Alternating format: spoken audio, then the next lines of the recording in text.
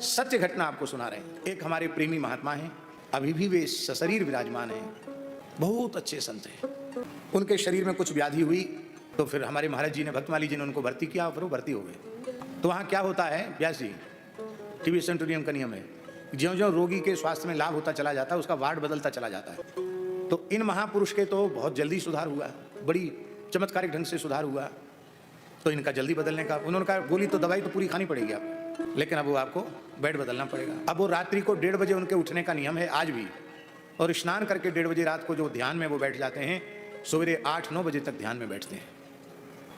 रात्रि को पलंग बोला जिस पर वो सो रहे थे, पलंग उनसे बोला बेड, रोगी का बेड जो होता है, पलंग बोला बाबा आप जब से हमारे ऊपर आसन लगाया हमें बहुत आनंद था, पता नहीं कैसे कैसे पापी मनुष्य मेरे ऊपर आए, आपके आने से हमको बहुत सुख मिला, आप हमारा त्याग न करें, जब तक हॉस्पिटल में तब तक इसी पर रहें। उस बेड ने कहा रोते हुए, तो आपको दया आ गई, आपने कहा कोई बात नहीं।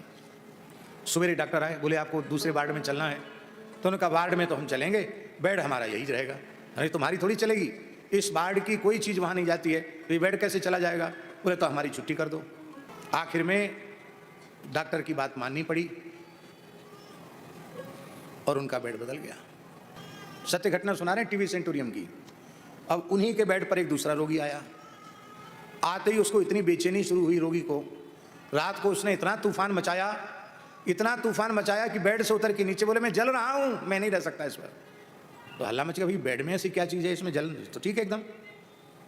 तो उन महात्मा के कान में बात पड़ी, बोले हमने पहले ही कहा था वो बेड हमारे पास ही रहेगा, दूसरे रोगी के पास नहीं रहेगा।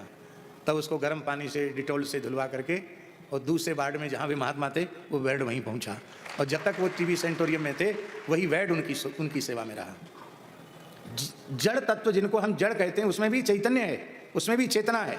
जड़ता हमारी बुद्धि में है। उस सच्चिदानंद से भिन्न कोई तत्व, कोई वस्तु, कोई व्यक्ति, कोई पदार्थ नहीं है। आत्मै वेदम सर्वम। जब सब कुछ वही है तो अचेतना कहाँ हुई, जड़ता कहाँ हुई? जड़ता हमारी बुद्धि में है। आप में पात्रता हो तो आपसे बात कर सकते हैं।